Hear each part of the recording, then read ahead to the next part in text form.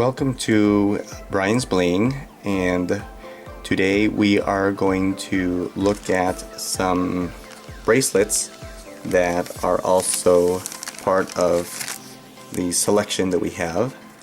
As you can see here, this is actually bamboo coral with bead caps, and this is gold plated. I try to keep track of the actual diameter, or the circumference of the bracelet, obviously, because there are different sizes for small, medium, large type of thing. And I usually let this 7.5 inches is typically the circumference of a typical midstream thing, but something like this can be either lengthened or shortened depending on the personal preferences. This actually goes for $19 and is obviously very, very nice. You can see the contrast between the gold and the actual beads themselves provide something really nice here. Put that aside. Here we have an actual. I have three of them in here. Two of them they're the same, and one that is different. And I'm going to show them both here. These go for $20 each. This is silver plated, and this is also with. I really like bamboo coral. I think it's a really nice little stone, and well, it's not really a stone because it's actually it's actually a marine life. But I use that and combine this with. You can see with this is actually a turquoise dyed howlite, and again 7.5 inches for the circumference. So this is one here, as well as this one, which is a carnelian. And this is a deep blue howlite combination, also 7.5 inches, which is also for $20. So these are really nice combinations. Like I say, I try to look for nice, interesting combinations that fresh colors, something that is eye-catching, but at the same time is not too gaudy. I don't like it being too over the top, although I have a request for that. But again, it's personal preference, and I kind of tend to cater to what people ask me for, while still trying to maintain some idea of what it is that I want. So with that, let us look at this one, which is $25. This is actually a gold-plated red jasper, and you can see that the stones they're natural stones. All the stones here that I use, I try to be as natural as I can, or at least try to indicate what it is that's used that is not natural. But you can see that it has inclusions, things like this, where you can see there's actually there's veining in the rock itself, and but it just lends to a really nice look. And this one actually has a little bit of a defect, where it has been where the polishing process was, there's still just a little bit of roughness there. But again, it adds character to the stone. And you see here it has a nice vein in here. This is almost to the point of being what they call brecciated jasper here, where this is red jasper. When you have almost a perfectly red color here, then the other ones, which have a little more veining like this one. But I do have some other ones that I might show later on. I can't remember if I have something here necessarily. Okay. Next is a really interesting named one, this is another jasper one.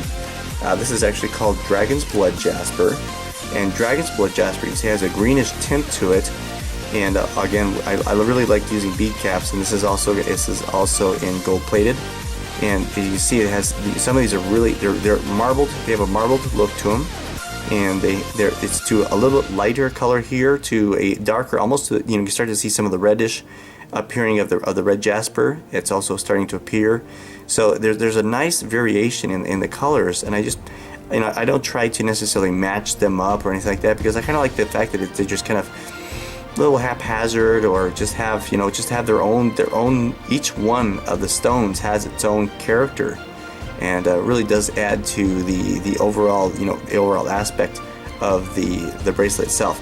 Now this is actually, as you notice, this is actually an 8-inch bracelet, and the reason why is because the stones, because they're larger in diameter, it will actually sit farther away from the wrist, and therefore I need a little bit extra distance to wrap around instead of a 7.5. 7.5 maybe a little bit too short.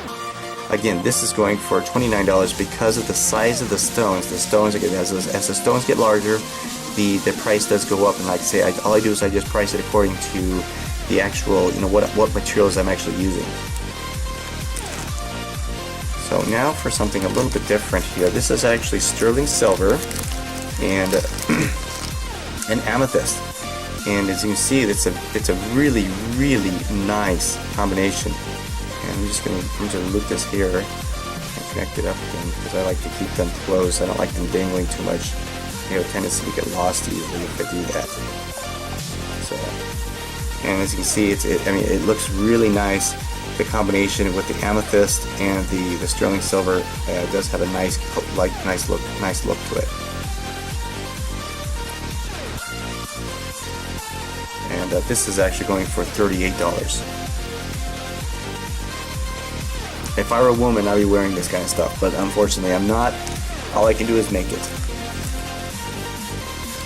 Alright, last one is actually I bought some imitation pearls, and I decided that I was going ahead and I was going to make something with them as well. And you can see I'm thinking of looking at this. I'm looking at this sort of like a wedding type of a gift, or not necessarily a gift, but maybe something that could be worn as almost like a wedding collection type thing. And then I would provide bracelets, necklaces, earrings, and stuff.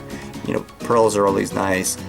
There's other white stones and things that can be used that are white that would also give you a nice look. And of course, there's many other stones that could be used to accentuate something, the bride's neck, the bride's wrist, etc. And obviously this is one of the things. So for $20, I think it's a fair, I'd like to say I'm not out to make a lot of money. All I want to do is be able to recover my costs with a little extra for the effort I put into making these, and I'm happy. If there's any reason for this to break, because inside here what gives it the nice limp feel like this is because it's actually a double string nylon. A double nylon string, I should say, inside here, which it's very strong, very durable, but at the same time is not tiger tail.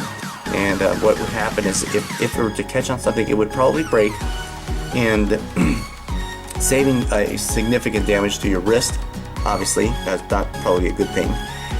But if it were to break and you bring it back to me, I would gladly restring it and give it back to you at no charge, because again, like I say, I'm not trying to do this to make money. All I want to do is to make sure that my customers are happy, because that to me is more important than making money. It's obviously important for me, but again, this is a hobby, not necessarily a business for me. For those who would like to see more products, visit us on Facebook at Brian's Bling, or at our website at briansbling.x10host.com.